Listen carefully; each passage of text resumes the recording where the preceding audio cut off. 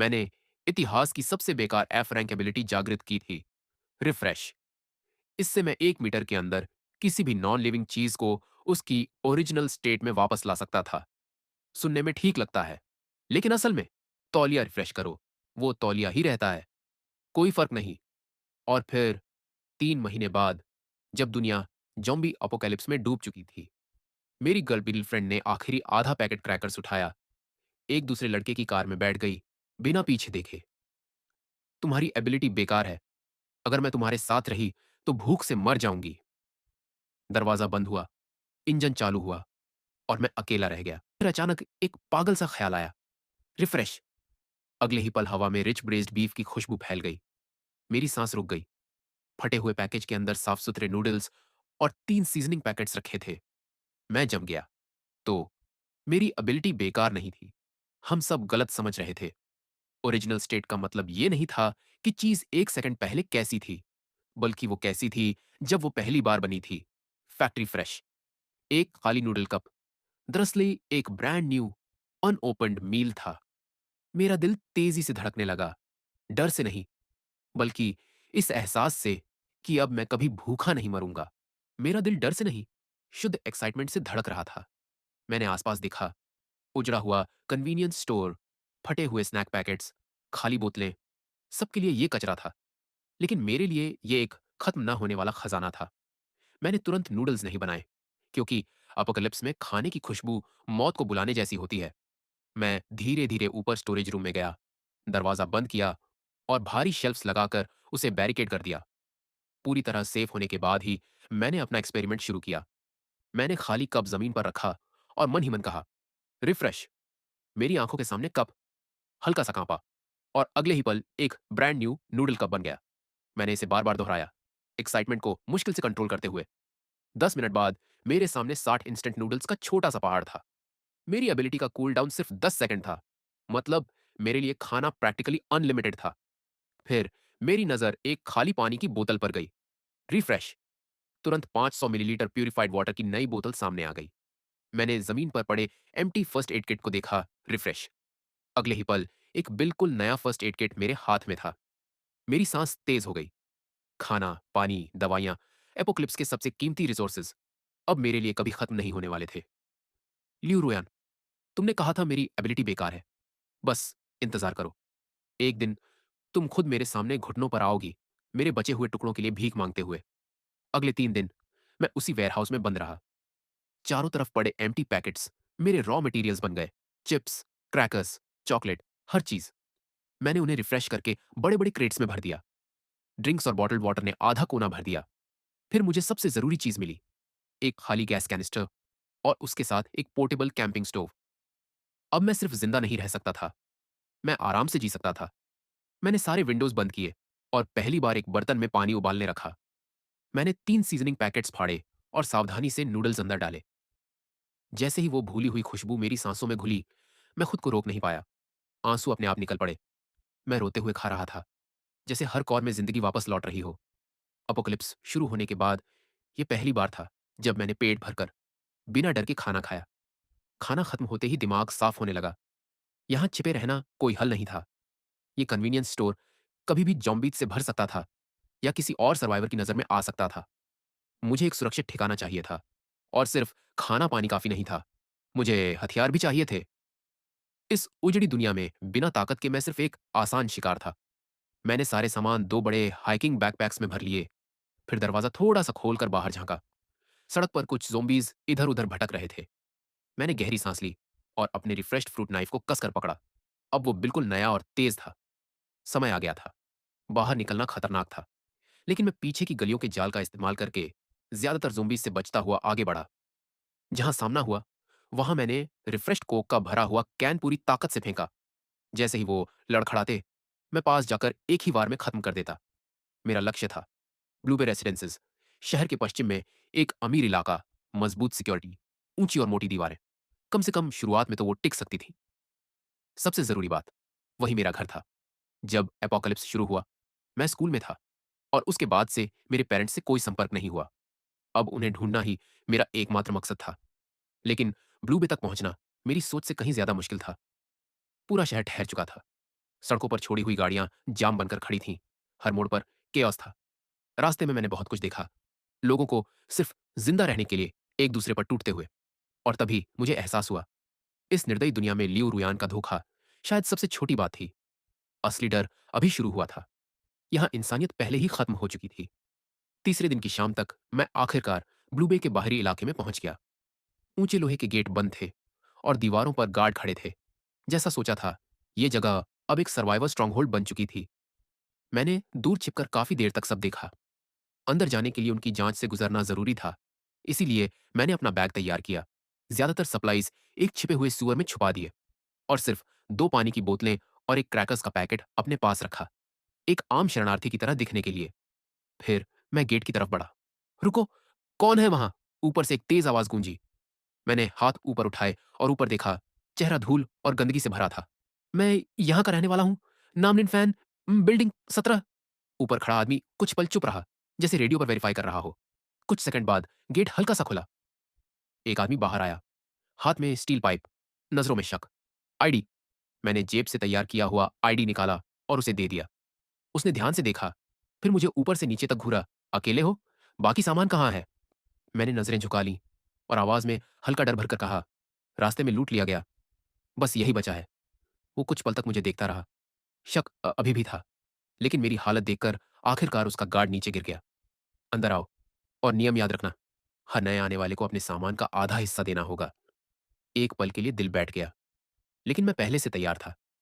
मैंने चुपचाप एक पानी की बोतल और आधा क्रैकर्स का पैकेट उसे दे दिया। उसने लिया। आंखों में हल्की तिरस्कार की झलक आई, लेकिन फिर उसने मुझे अंदर जाने दिया। अंदर का माहौल अभी भी भारी था, लेकिन कम से कम यहां व्यवस्था थी। लोग पेट्रोल कर रहे थे, कुछ डिफेंसेस मजबूत कर रहे थे। कम्युनिटी सेंटर में औरतें और बच्चे जमा थे। ये जगह अपोक्लिप्स के बीच एक छोटे से सुरक्षित टापू जैसी लग रही थी। रजिस्ट्रेशन पर बैठी एक बुजुर्ग औरत ने बताया कि अब यहां ब्रदर बाव का राज चलता है। पहले वो प्रॉपर्टी मैनेजर था, लेकिन अपोकलिप्स के बाद उसने अर्थ एलिमेंट पावर्स हासिल कर ली और गार्ड्स बनाकर सबको ऑर्गेनाइज कर दिया। यहाँ हर किसी को कंट्रीब्यूशन पॉइंट्स के हिसाब से डेली रेशन मिलता था और ज्यादा पाने के लिए पेट्रोल या लॉजिस्टिक्स टीम ज्वाइन करनी पड़ती थी। मैंने खराब सेहत का बहाना बनाकर किसी टीम में शामिल नहीं हुआ, क्योंकि मेरी प्रायोरिटी सिर्फ एक थी, मेरे माता पिता। घबराहट के साथ मैं अपने घर की तरफ भागा, लेकिन जैसे ही दरवाजे पर पहुंचा, दिल डूब गया। सिक्योरिटी डोर टूटा हुआ था और अंदर सब बिखरा पड़ा था। मैं भागकर अंदर गया और जोर से पुकारा, माँ पापा। लेकिन जवाब में सिर्फ खामोशी मिली। टेबल पर धूल की पतली परत जमी हुई थी और उसी पल मुझे समझ आ गया, मैं देर से पहुंचा हूं। टेबल पर जमी धूल बता रही थी कि कई दिन हो चुके थे। फर्श पर संघर्ष के निशान थे, लेकिन खून नहीं था। शायद यही एक छोटी सी राहत थी। मैं वहीं फर्श पर ढह गया। दिमाग में अजीब सी उलझन और डर छा गया। मुझे समझ नहीं आ रहा था, कहां ढूंढूं, कैसे ढूंढूं। तभी बाहर से कदमों की आवाज आई। वाह, लगता है एक बच गया। मैंने झटके से सिर उठाया। दरवाजे पर 2 आदमी खड़े थे। आगे वाला गंजा था, आंखों में साफ नफरत और लालच। मैं उसे पहचानता था। स्कॉर्पियन, ब्रदर बाव का छोटा सा गुर्गा। वो होंठ चाटते हुए मुझे ऐसे देख रहा था जैसे मैं कोई ताजा शिकार हूं। तुम्हारे घर वालों पर ब्रदर बाव के काफी कंट्रीब्यूशन पॉइंट्स बकाया थे, इसीलिए उन्हें बाहर निकाल दिया गया। अब ये जगह हमारी है। मेरी आंखें सिकुड़ गईं। मेरे माता पिता के साथ क्या किया तुमने? वो हंसा। बस, निकाल दिया। अपोकलिप्स में बेकार लोगों के साथ यही होता है।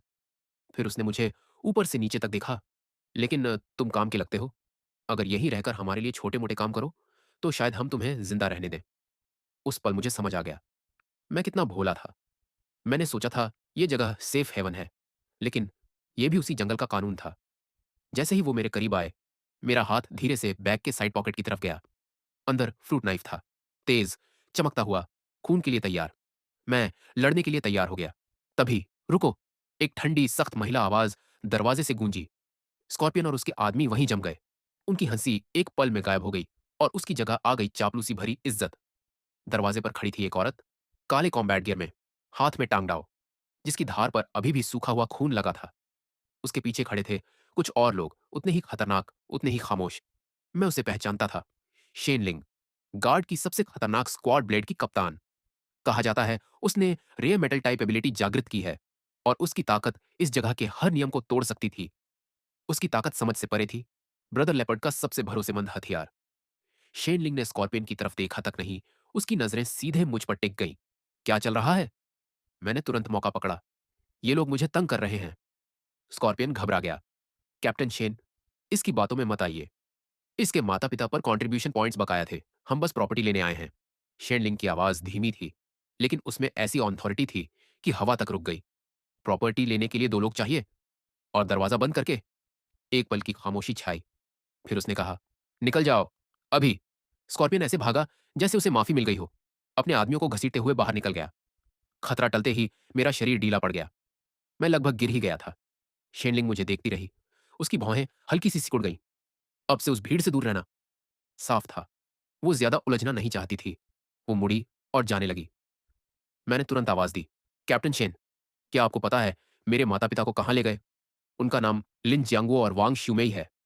वो कुछ पल के लिए रुकी, जैसे याद कर रही हो।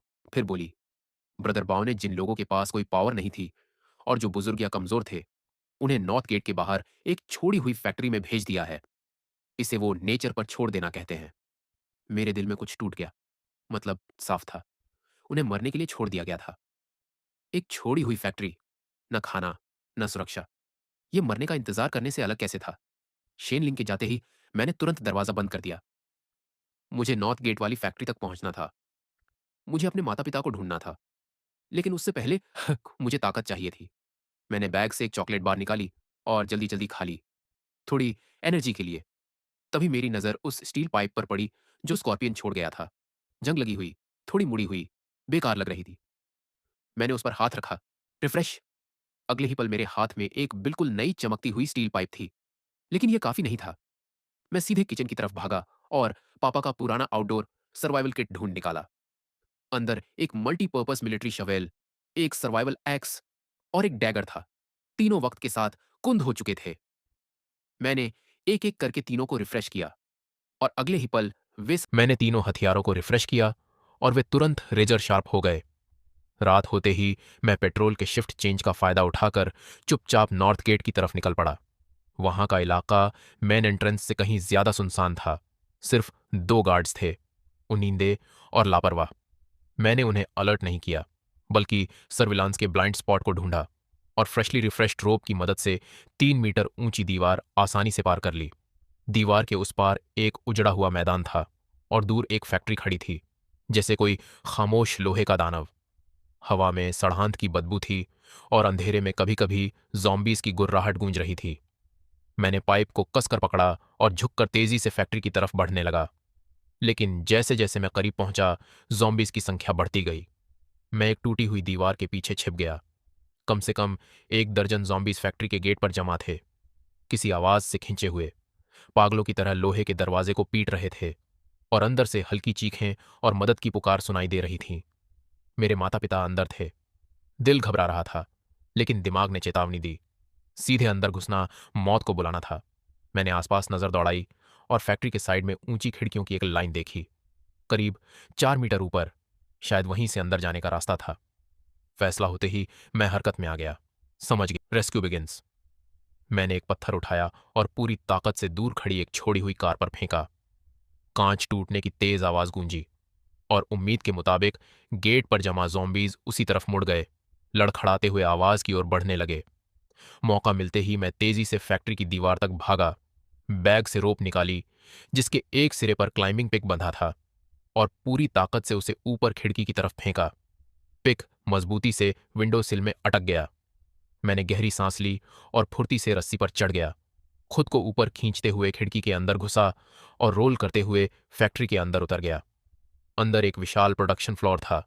जंग लगी मशीनें, बिखरे हुए पार्ट्स और टूटे हुए छत से आती चांदनी की हल्की किरणें। दूर से हल्की सिसकियां और बहस की आवाजें आ रही थीं। मैं सावधानी से उन आवाजों की तरफ बढ़ा। टूटी फूटी मशीनों के बीच बने एक कोने में मैंने उन्हें देखा, दर्जनों लोग, ज्यादातर बुजुर्ग और बच्चे। और फिर मेरी नजर उन पर पड़ी, मेरे माता पिता। मेरी आंखें तुरंत भर आईं, आवाज कांप गई और मैं खुद को रोक नहीं पाया। मेरी आवाज सुनते ही सब चौंक गए। हर सिर मेरी तरफ मुड़ गया। मेरे माता पिता ने भी सिर उठाया, और जैसे ही उन्होंने मुझे देखा उनके चेहरे शौक से सीधे खुशी में बदल गए। मेरी मां चीखते हुए मेरी तरफ भागी और हम तीनों इस तबाह दुनिया के बीच एक दूसरे को कसकर गले लगा लिया। उस पल सारी डर और चिंता जैसे बह गई, लेकिन यह शांति ज्यादा देर नहीं टिक सकी। ओए, कहां से आया तू? एक कर्कश आवाज ने उस पल को चीर दिया। एक आदमी आगे बढ़ा, चेहरे पर गहरा निशान। पीछे खड़े थे कुछ ताकतवर लड़के। साफ था यहीं का लीडर वहीं था। उसकी नजर सीधे मेरे कंधे पर टंगे भरे हुए बैग पर टिक गई। लालच साफ दिख रहा था। हिम्मत है तेरे में, अकेले यहां तक पहुंच गया। बैग में क्या है? खोल, देखते हैं। मैं अपने माता पिता के सामने खड़ा हो गया, आंखों में ठंडापन लिए। ये मेरा है। वो हंसा, ठंडी और खतरनाक हंसी के साथ। तेरा? यहां कुछ भी किसी का नहीं होता, सब मेरा होता है। उसने अपनी मचेटी उठाई। धमकी साफ थी, बैग दे दे वरना। उसके आदमी धीरे धीरे मुझे घेरने लगे, शिकारी की तरह। और आस-पास खड़े बुजुर्ग और कमजोर लोग चुपचाप ये सब देख रहे थे, जैसे उन्हें पहले ही पता हो अगला शिकार कौन है। आस-पास खड़े लोग गुस्से से जल रहे थे, लेकिन कुछ कर नहीं सकते थे, बस बेबस होकर देख रहे थे। तभी मेरे पिता मुझे अपने पीछे खींचते हुए जबरदस्ती मुस्कुराए।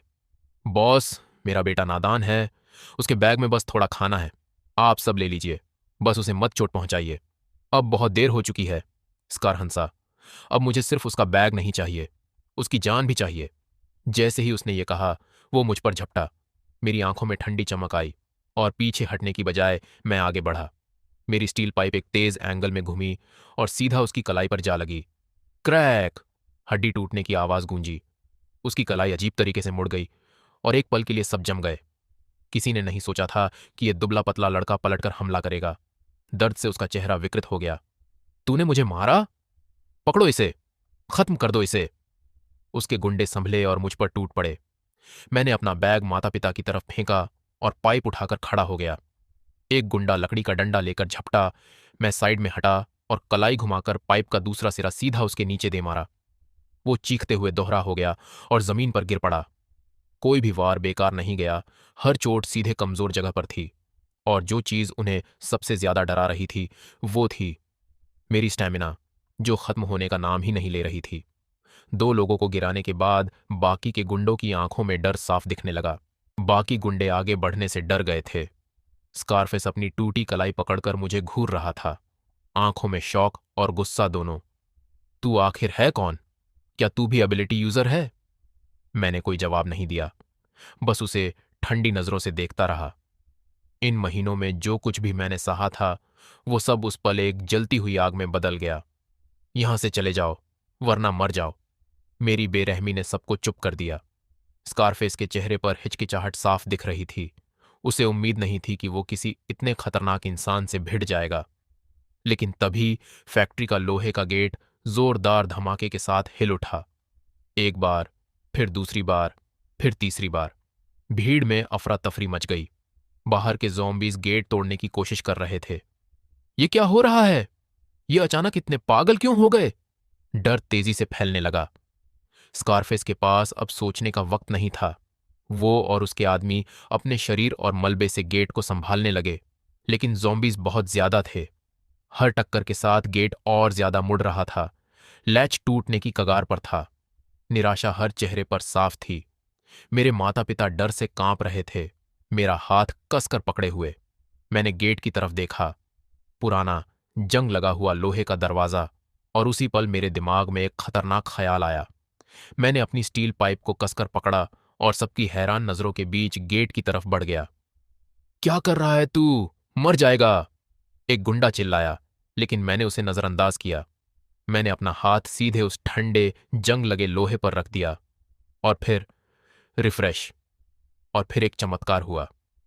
वो टूटा फूटा, धंसा हुआ लोहे का गेट जैसे समय उल्टा बहने लगा हो, धीरे धीरे सीधा होने लगा। हर डेंट गायब होने लगा। टेढ़ा फ्रेम खुद को ठीक करने लगा। कुछ ही सेकंड में वहां एक बिल्कुल नया, चमकता हुआ स्टील का दरवाजा खड़ा था। बाहर से ज़ॉम्बीज पूरी ताकत से टकरा रहे थे, लेकिन अब सिर्फ भारी, बेअसर धमाके सुनाई दे रहे थे। दरवाजा अडिग था। पूरी वर्कशॉप में सन्नाटा छा गया। सब मुझे घूर रहे थे, हैरानी से, अविश्वास से। स्कारफेस का मुंह खुला रह गया। वो अपनी टूटी कलाई तक भूल गया। उसने कांपते हुए उंगली मेरी तरफ उठाई। तू तेरी पावर रिपेयर है? मैंने कोई जवाब नहीं दिया, बस हाथ पीछे खींचा और उसे ठंडी नजरों से देखा। इस दुनिया में अब सिर्फ एक ही चीज मायने रखती थी, ताकत। अभी अभी की मेरी बेरहमी और ये चमत्कारी ताकत, दोनों ने मिलकर स्कारफेस की हिम्मत पूरी तरह तोड़ दी थी। अब उसकी आंखों में लालच नहीं था, सिर्फ डर था, गहरा, अंदर तक चुभता हुआ डर। भ भैया, मुझे नहीं पता था आप कौन हैं। आप जैसे बड़े आदमी से पंगा ले लिया, माफ कर दो। मैंने कुछ नहीं कहा, बस अपने माता पिता के पास चला गया। मेरी मां मुझे देख रही थी, उसकी आंखों में गर्व था, डर था और एक अजीब सी अनजानियत भी, जैसे वो मुझे पहचान ही नहीं पा रही हो। मैंने उसका हाथ पकड़ा और हल्की मुस्कान दी। मां, चिंता मत करो, मैं हूं ना। फिर मैंने अपने बैग से खाना निकाला, सेल्फ हीटिंग राइस मील, एक सॉसेज और पानी की बोतल, और उन्हें दे दिया। मां, पापा, पहले कुछ खा लो। खाने की खुशबू फैलते ही माहौल बदल गया। जो लोग पता नहीं कितने समय से भूखे थे, उनकी नजरें मेरे माता पिता के हाथों में पकड़े खाने पर टिक गईं। गले सूख रहे थे और आंखों में सिर्फ एक ही चीज थी, भूख। स्कारफेस और उसके लोग भी नजरें नहीं हटा पा रहे थे। इस दुनिया में जहां खाना सोने से भी ज्यादा कीमती था, मेरा यूं कैजुअली इतना खाना निकालना गेट ठीक करने से भी ज्यादा शॉकिंग था। जब सब देख चुके, मैं मुड़ा। आज से ये जगह मैं चलाऊंगा। मेरी आवाज ऊंची नहीं थी, लेकिन हर किसी ने साफ सुनी। स्कारफेस का चेहरा हिल गया और कुछ पल के बाद उसने सिर झुका लिया, हार मान ली। फैक्ट्री पर कब्जा करना मेरी उम्मीद से भी आसान था। ओवरवेलमिंग ताकत और एंडलेस सप्लाईज के सामने स्कारफेस की छोटी सी हुकूमत पल भर में ढह गई। लेकिन मैंने उन्हें भगाया नहीं, क्योंकि इस अपोकलिप्स में इंसान भी एक रिसोर्स हैं। मैंने सबको काम पर लगा दिया, कुछ गार्ड ड्यूटी पर, कुछ ज़ोंबी क्लीनअप पर। खाना और लॉजिस्टिक्स में संभालने लगा। हर दिन मैं खुद को एक कमरे में बंद कर लेता, दिखावे के लिए इन्वेंट्री चेक करता, लेकिन असल में मैं अपनी एबिलिटी का पूरा इस्तेमाल कर रहा था, लगातार खाना बनाते हुए। जल्द ही हालात बदलने लगे। रोजमर्रा की जरूरतें पूरी होने के बाद ताज़ा सप्लाईज के क्रेट्स एक के बाद एक सबके सामने आने लगे। अब हर नज़र में सिर्फ एक ही चीज थी, आश्चर्य। सबको लगा मेरे पास कोई स्पेशल एबिलिटी है, जहां मैं बेहिसाब सामान स्टोर कर सकता हूं। खाना भरपूर था और एक सुरक्षित ठिकाना भी। धीरे धीरे लोग फिर से जीने लगे। मेरे कंट्रोल में वो उजड़ी हुई फैक्ट्री एक ऑर्गेनाइज्ड स्ट्रांग होल्ड बन गई। मेरे माता पिता मेरे सबसे भरोसेमंद साथी बन गए। लोगों को मैनेज करना, सप्लाईज बांटना, उन्होंने फिर से अपनी इज्जत और आत्मविश्वास हासिल कर लिया, और हर दिन उनका हौसला बढ़ता गया। सब कुछ बेहतर हो रहा था, लेकिन एक चीज अब भी मेरे दिल में चुभ रही थी, ब्लू बे कम्युनिटी। वही जगह जहां उस प्रॉपर्टी मैनेजर बाओ ने मेरे माता पिता जैसे कमजोर लोगों को बाहर फेंक दिया था, मरने के लिए छोड़ दिया था। उस हिसाब को चुकाना बाकी था, और सिर्फ बदला ही नहीं, ब्लू बे की डिफेंसेस और रहने की हालत इस फैक्ट्री से कहीं बेहतर थी। मैं अपने माता पिता को और उन सभी लोगों को जिन्होंने मेरा साथ दिया था, एक असली घर देना चाहता था। अब वक्त आ गया था वापस जाने का और बाओ से हिसाब बराबर करने का। मैंने फैक्ट्री में पड़े छोड़े हुए स्कूटर्स को अपनी एबिलिटी से रिस्टोर किया और कुछ ही सेकंड में वो पूरी तरह चार्ज्ड, बिल्कुल नए जैसे हो गए। फिर मैंने दर्जनों प्रोटेक्टिव सूट्स, हेलमेट्स और स्टील टोड बूट्स तैयार किए। हथियारों के लिए सिर्फ पाइप्स और एक्सेस नहीं, मैंने लोगों से स्टील गलवाकर शार्प स्पीयर्स भी बनवाए। स्कारफेस और उसके खास लोग अब पूरी तरह मेरे वफादार थे। इस दुनिया में जहां खाना ही जिंदगी है, मैंने उन्हें जीने का कारण दिया था। मैंने 20 सबसे मजबूत लोगों को चुना, स्कारफेस समेत। चलने से पहले मैंने सबकी तरफ देखा। इस बार हम भीख मांगने नहीं जा रहे, हम लेने जा रहे हैं जो हमारा है। ब्लू बे, मजबूत दीवारें, सुरक्षित घर, वहीं हम अपना असली ठिकाना बनाएंगे। जो मेरे साथ है बैठ जाओ। कोई नहीं रुका, कोई नहीं डरा। अब वो मुझ पर आंख बंद करके भरोसा करते थे। कुछ ही पलों में 20 गाड़ियों का काफिला आगे बढ़ा, सीधे ब्लू बे की तरफ। जब हम नॉर्थ गेट पर पहुंचे, दीवारों पर खड़े गार्ड्स हमें देखकर जम गए। स्कारफेस, तुम्हें तो निकाल दिया था, तुम वापस क्यों आए हो? लेकिन अब स्कारफेस, मेरा आदमी था। स्कारफेस सीधा खड़ा हुआ और ऊंची आवाज में बोला, हम यहां भाई भाव से बात करने आए हैं। गार्ड हंस पड़ा। बात? तुम लोग?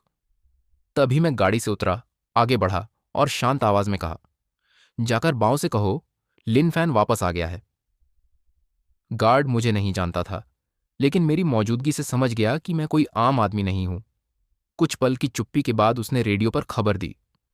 कुछ ही देर में नॉर्थ गेट खुल गया और बाव खुद बाहर आया, अपने लोगों के साथ, और उसके साथ थी शेन लिंग, गार्ड स्क्वाड की सबसे खतरनाक कैप्टन। 40 साल का भारी भरकम आदमी जिसकी आंखों में चालाकी और घमंड साफ दिख रहा था। जैसे ही उसकी नजर हम पर पड़ी, हमारे नए गियर और शार्प अपीयरेंस पर, उसकी आंखों में हैरानी चमकी और उसके पीछे छुपा लालच भी। वो हल्का सा मुस्कुराया। अरे छोटे भाई लिन फैन, काफी समय बाद मुलाकात हुई। कहां से इतना खजाना मिल गया? मैंने उसकी आंखों में सीधा देखते हुए कहा, बाओ, बात सीधी करते हैं। मैं अपने लोगों को ब्लू बे में लाना चाहता हूं। मेरी बात सुनकर बाओ जोर से हंस पड़ा। छोटे भाई, होश में हो? ब्लू बे मैंने बनाया है, तुम्हें अंदर क्यों आने दूं? मैंने उंगलियां चटकाईं। इसीलिए मेरे पीछे स्कारफेस एक क्रेट लेकर आगे आया। जैसे ही उसने खोला, अंदर सील्ड कंप्रेस्ड बिस्किट्स का पूरा बॉक्स था। बाओ की हंसी वहीं थम गई। उसके पीछे खड़े गार्ड्स हैरान रह गए। मजबूत दीवारें होने के बावजूद ब्लू बे में सबसे बड़ी कमी खाना था। हर दिन बस थोड़ा सा ब्लैक ब्रेड मिलता था। इतना खाना कहां से लाए? बाओ ने पूछा। मैंने ठंडी आवाज में कहा, तुम्हें यह जानने की जरूरत नहीं, बस ये बताओ, साथ काम करोगे या नहीं? उसकी आंखों में हलचल हुई। कैसा कोऑपरेशन? मैंने बिना रुके जवाब दिया। सीधा है, मेरे लोग अंदर आएंगे, हम खाना देंगे, तुम सिक्योरिटी संभालो और ये जगह हम मिलकर चलाएंगे। बाओ का चेहरा सख्त हो गया। तुम बहुत ज्यादा मांग रहे हो। मैं इस जगह का लीडर हूं, किसी अनजान लड़के के साथ बराबरी में पावर शेयर करूं? मैंने एक कदम आगे बढ़ते हुए कहा, ये मेरे टर्म्स हैं, नहीं माने तो हम जबरदस्ती अंदर आएंगे। बाओ हंसा। जबरदस्ती? सिर्फ 20 लोगों के साथ? फिर उसने आवाज लगाई, शेन लिंग। उसके इशारे पर शेन लिंग और उसकी ब्लेड स्क्वाड एक साथ आगे बढ़े। हवा में अचानक मौत की ठंडक फैल गई। ब्लेड स्क्वाड ब्लू बे की सबसे खतरनाक ताकत। हर एक मेंबर एक बैटल हार्डेंड एबिलिटी यूजर था। मेरे लोग तुरंत सतर्क हो गए, लेकिन मैं बिल्कुल शांत खड़ा रहा। मैंने शेन लिंग की तरफ देखा, वही औरत जिसने कभी मेरी मदद की थी। वो भी मुझे देख रही थी। उसकी आंखों में क्यूरियोसिटी और हल्की सी हैरानी थी। मैंने पूछा, कैप्टन शेन, क्या आपको भी लगता है कि हम अंदर नहीं जा सकते? कुछ पल की चुप्पी के बाद उसने जवाब दिया, मिस्टर लिन, आप मजबूत हैं, लेकिन ब्लू बे में 200 गार्ड्स हैं। जबरदस्ती अंदर आना आपके लिए सही नहीं होगा। उसकी आवाज में चेतावनी थी, दुश्मनी नहीं। बाओ के चेहरे पर जीत वाली मुस्कान आ गई। सुना तुमने? ज्यादा उड़ने की कोशिश मत करो। फिर उसकी नजरें ठंडी हो गईं। अपना सारा खाना दे दो, तो शायद मैं तुम्हें और तुम्हारे माता पिता को यहां रहने दूं, आम लोगों की तरह। और तुम्हारे लोग, उन्हें वापस भेज दो जहां से आए हैं। यही उसका जवाब था। मेरा सारा सामान छीन लो और मेरे लोगों को बाहर फेंक दो। काफी चालाक चाल थी। मैं हल्का सा मुस्कुराया। अब बात करने को कुछ बचा ही नहीं था। मैंने धीरे से अपना हाथ उठाया और उनके पीछे खड़ी सबसे ऊंची इमारत की तरफ इशारा किया। फिर शांत लेकिन साफ आवाज में कहा, मैं तुम्हें आखिरी मौका दे रहा हूं, मुझे अंदर आने दो, वरना मैं उस बिल्डिंग को गायब कर दूंगा। कुछ सेकंड के लिए सन्नाटा छाया और फिर जोरदार हंसी फूट पड़ी। बाओ इतना हंसा कि उसकी आंखों में आंसू आ गए। शेन लिंग, सुना तुमने? साल का सबसे बड़ा मजाक। लेकिन शेन लिंग नहीं हंसी। वो बस मुझे घूरती रही। उसकी आंखें पूरी तरह गंभीर थीं। उसे एहसास हो गया था, मैं मजाक नहीं कर रहा। मैंने अपनी मुस्कान हटा दी और गिनती शुरू कर दी। बाओ के चेहरे की हंसी जम गई। बाकी सबकी हंसी भी धीरे धीरे खत्म हो गई। लोग एक दूसरे को देखने लगे, जैसे कुछ गलत होने वाला हो। वो 30 मंजिला टावर, ब्लू बे की सबसे बड़ी इमारत, जहां ज्यादातर गार्ड्स के परिवार रहते थे। एक जैसे ही मैंने गिनती खत्म की, बाओ चिल्लाया, बस बहुत हुआ, इसे पकड़ो। लेकिन अब बहुत देर हो चुकी थी। मैंने अपनी पावर एक्टिवेट कर दी, लेकिन इस बार मैंने अपनी पावर को उसकी सीमा से भी आगे धकेल दिया, पूरी ताकत के साथ। मैंने 100 मीटर दूर उस विशाल इमारत पर नजरें टिकाईं और मन ही मन कहा, रिफ्रेश। अगले ही पल जैसे पूरी दुनिया थम गई। सैकड़ों डरी हुई नजरों के सामने वो 30 मंजिला इमारत अचानक ग्लिच करने लगी, जैसे कोई खराब स्क्रीन बार बार फ्लिकर हो रही हो। उसकी आकृति धुंधली होने लगी, टूटने लगी, और फिर सिर्फ 1 सेकंड में वो पूरी इमारत उसके अंदर की हर चीज के साथ हवा में गायब हो गई। पीछे बस खाली जमीन बची थी, जैसे वो कभी थी ही नहीं। हर चेहरा जम गया, शौक और उससे भी गहरा खौफ। बाओ के लोग टूट गए, हथियार गिराकर वो चीखते हुए भागने लगे, जैसे अपोकलिप्स से भाग रहे हों। खुद बाओ जमीन पर गिर पड़ा, चेहरा सफेद, होंठ कांपते हुए एक शब्द तक नहीं निकल पाया। उसकी 200 गार्ड्स की फौज एक पल में खत्म हो गई। शेन लिंग और उसकी ब्लेड स्क्वाड भागी नहीं, लेकिन उनके चेहरे पर भी वही डर था। उसकी तलवार पकड़े हाथ हल्का कांप रहा था, और जब उसने मेरी तरफ देखा, उसकी नजर बदल चुकी थी। अब वो मुझे एक सर्वाइवर की तरह नहीं देख रही थी, बल्कि एक चलते फिरते भगवान की तरह। मैंने धीरे से अपना हाथ नीचे किया और जमीन पर पड़े बांव के पास चला गया। वो मुझे ऐसे देख रहा था जैसे मैं कोई राक्षस हूं। उसका पूरा शरीर कांप रहा था। मैंने ठंडी आवाज में पूछा, अब क्या मैं अपने लोगों को अंदर ला सकता हूं? बांव ने घबराकर तुरंत सिर हिलाया और रास्ते से हट गया। मैंने उसे नजरअंदाज किया, पीछे मुड़ा और अपने लोगों से कहा, शहर में दाखिल हो जाओ। तभी मेरी टीम जैसे होश में आई। उनकी आंखों में अब सिर्फ एक ही चीज थी, अंधी भक्ति। उन्हें पता था मैं ताकतवर हूं, लेकिन इतना, एक पूरी इमारत मिटा देना, ये किस तरह की शक्ति थी? मेरे साथ चलते हुए अब उन्हें यकीन हो गया था कि इस अपोकलिप्स में उनका बचना तय है।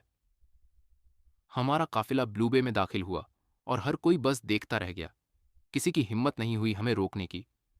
शेन लिंग और उसकी ब्लेड स्क्वाड चुपचाप हमारे पीछे चल रहे थे, जैसे हमें एस्कॉर्ट कर रहे हों। उसी दिन ब्लू बे का मालिक बदल गया। अंदर बसने के बाद मैंने सबसे पहले हिसाब बराबर किया। बाव और उसके खास लोगों को बंद कर दिया। मैंने उन्हें मारा नहीं, बस उनकी ताकत छीन ली, क्योंकि अब मेरी एबिलिटी इवॉल्व हो चुकी थी। अब मैं सिर्फ चीज़ों को नहीं, इंसानों को भी रिफ्रेश कर सकता था। और स्वाभाविक ही था, अब मैं सिर्फ शरीर ही नहीं, बल्कि उनके अंदर की ताकत को भी रिफ्रेश कर सकता था, उन्हें उस वक्त पर वापस ले जाकर जब उन्होंने अपनी पावर्स कभी पाई ही नहीं थीं।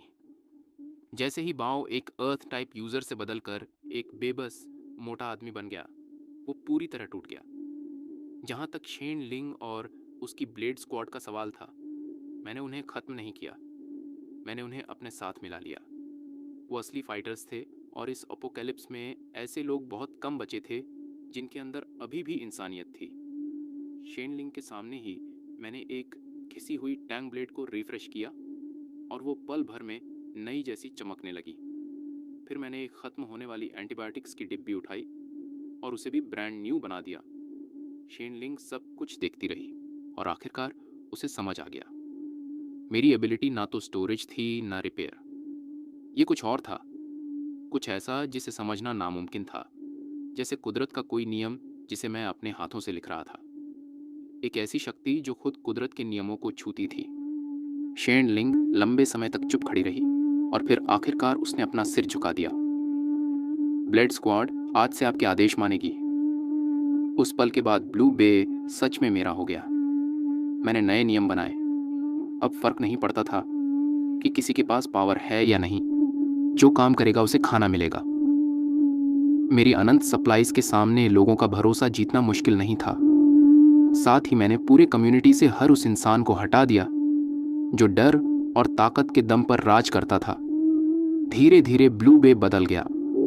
एक उजड़ा हुआ किला अब एक जिंदा सुरक्षित दुनिया बन चुका था। और जब मेरे माता पिता मुझे देखते, उनकी आंखों में डर नहीं, सिर्फ गर्व था। मेरे माता पिता ने कभी नहीं पूछा कि मेरी एबिलिटी असल में क्या है। वो सिर्फ इतना जानते थे कि उनका बेटा बदल चुका है, और अब वो ऐसा इंसान बन गया है जिस पर पूरी दुनिया भरोसा कर सकती है। जब बेस पूरी तरह स्टेबल हो गया, तब मेरे दिमाग में एक और सवाल उठा, मेरी शक्ति की असली सीमा क्या है? मैंने नूडल्स रिफ्रेश किए थे, इमारतें मिटा दी थीं, तो क्या मैं इंसानों को भी रिफ्रेश कर सकता हूं? मुझे एक मौका मिल गया। एक गार्ड जिसे लड़ाई के दौरान ज़ॉम्बी ने खरोंच दिया था, और अब वो धीरे धीरे खुद ज़ॉम्बी बन रहा था। सबको यकीन था कि अब उसे बचाया नहीं जा सकता। मैंने सबको बाहर भेज दिया, दरवाज़ा बंद किया और अपना हाथ उसके माथे पर रख दिया। धीरे धीरे एक सफ़ेद रोशनी उसे घेरने लगी। उसकी दर्द भरी चीखें कम होने लगीं। उसका बदलता हुआ शरीर वापस नॉर्मल होने लगा। मैंने अपनी आंखों के सामने देखा, उसका घाव गायब हो गया और उसी पल मेरे अंदर कुछ बदल गया। मैंने कर दिखाया था। मैंने उसे इन्फेक्शन से पहले की हालत में वापस ला दिया था। इसका मतलब ज़ॉम्बी वायरस अब मौत की सज़ा नहीं रहा। ये एहसास एक पूरी इमारत मिटाने से भी ज़्यादा खतरनाक था, क्योंकि अगर मैं वायरस ठीक कर सकता हूँ तो मैं लोगों को बचा सकता हूँ। शायद इस अपोकैलिप्स को ख़त्म भी कर सकता हूँ। एक बड़ा प्लान चुपचाप मेरे दिमाग में बन रहा था, लेकिन उससे पहले मुझे कुछ पुराने हिसाब चुकाने थे।